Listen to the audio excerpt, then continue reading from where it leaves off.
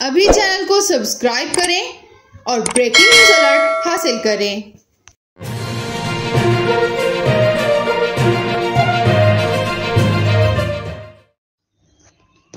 Boom boom, Shahid Afridi Imran Khan के हक में बोल पड़े।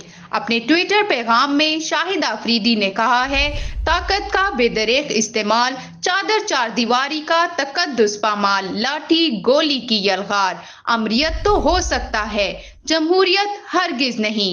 इख्तिलाफ और एहतजाज एक बुनियादी हक है और यही हक हम 22 करोड़ इंसानों को एक कौम बनाता है। खुदारा इस मुल्क को एक जमहूरी रियासत रहने दें।